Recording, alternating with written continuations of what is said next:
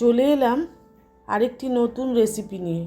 নমস্কার বন্ধুরা, home captain চ্যানেলে সকলকে স্বাগত জানিয়ে আজ একটি খুবই মজার রেসিপি আপনাদের সঙ্গে শেয়ার করছি। অত্যন্ত সহজ উপায় বাড়িতে কিন্তু আমরা বানিয়ে ফেলতে পারি টমেটো সস বা টমেটো পিউরি। লাল লাল পাকা পাকা টমেটো, শীতকালের থেকে কিন্তু টমেটোর দামটা এখনই বেশ কম। ঠিক এই রকম ধরনের টমেটো নিতে হবে। আমি এখানে 1.5 কিলো মতন টমেটো নিয়ে নিয়েছি টমেটো পিউরি করার জন্য বা সস করার জন্য। ভালো করে ধুয়ে নিয়েছি টমেটোগুলো। নেওয়ার পরে আমি এরকমভাবে ছুরি দিয়ে টুকরো টুকরো করে কেটে নেব। মোটার যে অংশটা সেই অংশটাকে কেটে বাদ দিয়ে দেবো, আর বাকি অংশটা ছোট ছোট করে টুকরো টুকরো করে কেটে নেব। এই যে টমেটো আমরা বাজার থেকে কিনে খাই, সেই টমেটোর মধ্যে প্রচুর পরিমাণে প্রিজারভেটিভ দেওয়া থাকে, যেটা আমাদের শরীরের পক্ষে একেবারেই ভালো নয়। সুতরাং যদি আমরা বাড়িতে একেবারেই সহজ উপায়ে আর কোনো রকম ঝামেলা ছাড়াই যদি এরকমভাবে টমেটো সস বা টমেটো পিউরি বানিয়ে রাখি, তাহলে কিন্তু আমাদের সব দিক থেকে সুবিধে। টমেটো সস কিন্তু ছোট ছোট বাচ্চাদের খুবই প্রিয়। নানা রকম স্ন্যাক্স দিয়ে এই টমেটো সস আমরা ব্যবহার করি বা খাই। তো বাড়িতে করে নিলে কিন্তু একেবারে খাঁটি জিনিসটা আমরা খেতে পারি। আমার এই ভিডিওটা সম্পূর্ণ দেখার জন্য আপনাদেরকে অনুরোধ করছি। আর যদি ভালো লাগে তাহলে কিন্তু অবশ্যই একটা সাবস্ক্রাইব করে দেবেন। একটু জল দিয়ে কড়াইটা ভালো করে পরিষ্কার করে ধুয়ে নিলাম গরম জলে। কড়াইটা শুকনো হলে পরে কেটে রাখা টমেটোর টুকরোগুলো সব কড়াইয়ের মধ্যে দিয়ে দিলাম। দিয়ে আন্দাজ মতন লবণ দিলাম। ঢাকা চাপা দিয়ে টমেটোগুলোকে পুরোপুরি সেদ্ধ হতে দিতে হবে।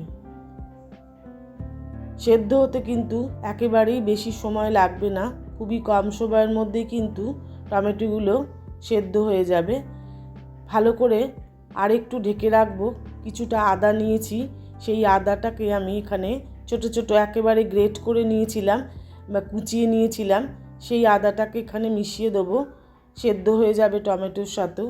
আপনারা চাইলে কিন্তু গ্রেটারের সাহায্যে এর ওপরেও গ্রেট করে নিতে পারেন। দিয়ে আবারও কিছুক্ষণের জন্য ঢেকে রাখবো, বেশিক্ষণ না, 5 থেকে 7 মিনিট। তখন টমেটোগুলো একেবারেই গলে যাবে। এবার আমি কিছুটা পরিমাণ দারচিনি নিয়ে নিয়েছি। দারচিনি নিয়ে একটু থেঁতো করে নিলাম ভালো করে। নিয়ে সেটা আমি দিয়ে দিয়েছি। দারচিনিটা কেন দিলাম, একটা মিষ্টি গন্ধ হবে। যেহেতু আমি এখানে রসুন পেঁয়াজের ব্যবহার করছি না, টমেটো সসে কিন্তু অবশ্যই রসুন পেঁয়াজ দেওয়া যায়, কিন্তু আমি একেবারে সম্পূর্ণ নিরামিষভাবে করছি বলে তাই রসুন পেঁয়াজের ব্যবহার করলাম না। এই যে দারচিনির গুঁড়োটা দিলাম, এটা কিন্তু খুব মিষ্টি একটা গন্ধ এনে দেবে। টমেটোর একটা গন্ধ যেটা থাকে সেটা নষ্ট করে দেবে একেবারেই। তো এবার আমি টমেটোটা পুরোপুরি সেদ্ধ হয়ে গেছে। এবার আমি একটা মিক্সিং জারে তুলে নিচ্ছি। ঠান্ডা হয়ে গেছে বলে আমি এবার একটা পেস্ট বানিয়ে নেব। পেস্ট বানিয়ে নিয়ে এরকম একটা স্ট্রেনারের ওপরে ঢালবো, যাতে করে সমস্ত দানাগুলো একেবারেই বেরিয়ে আসে, পিউরিটা একেবারে সুন্দরভাবে পড়ে যায়।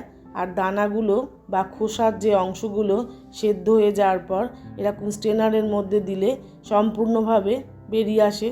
দেখুন, এই দানা কিন্তু একটাও আমাদের পেটে যাচ্ছে না। এইভাবে দানাগুলো বেরিয়ে আসছে। আমরা বাড়িতে যদি করি তাহলে কিন্তু দানাগুলো আমাদের আর শরীরে লাগবে না। এই টমেটোর এই দানাগুলোই কিন্তু অত্যন্ত অপকারী। তো এটাও একটা কারণ বাড়িতে নেওয়ার। দোকানে যে আমরা টমেটো সস কিনে খাই তাতে অবশ্যই দানা সমেত সহ কিছু হয়, সব পুরো পেস্টটা তৈরি হয়, কিন্তু আমরা বাড়িতে করলে সেটা বাদ দিয়ে দিতে পারি। আমার একেবারেই পুরো ছেঁকে নেওয়া হয়ে গেছে। এবার আমি আবারও কড়াইটাকে শুকনো করে পরিষ্কার করে যে পিউরিটা বেরোলো ছাঁকার পরে সেইটা আমি আবারও ঢেলে দেবো। দিয়ে এবার শুধু জাল দেওয়ার পালা। খালি স্প্যাচুলা বা খুন্তি দিয়ে খালি নাড়াচাড়া করতে হবে। এখানে আমি রঙের জন্য কাশ্মীরি লঙ্কার গুঁড়ো নিলাম, এতে কী হবে, ঝাল হবে না, অথচ বেশ রঙটা একেবারেই টকটকে লাল হবে। আর দিলাম এখানে 1/2 কাপ চিনি। চিনি এর থেকে বেশি আর দেওয়ার দরকার নেই, অর্থাৎ আমি 1.5 কিলো টমেটো নিয়েছি, তাতে এই 1/2 কাপ চিনি দিলেই যথেষ্ট। নুনটা আবারও একটু অ্যাড করলাম, নুনটা একটু কম লেগেছিল আমার কাছে, তাই আমি নুনটা আর একটু দিয়ে দিলাম। আর খালি নেড়ে যেতে হবে, চিনি দেওয়া হয়ে গেছে, সুতরাং ভালো করে খালি নাড়াচাড়া করেই যেতে হবে, তা নাহলে লেগে যেতে পারে।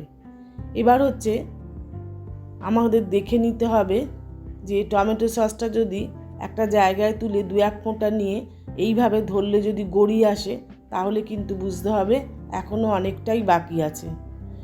আরও কিছুক্ষণ নাড়াচাড়া করলাম, করার পরে এবারে দেখুন কিছুটা সলিডিটি এসছে, কিছুটা গড়িয়ে আসছে না, তাও আসছে অল্প।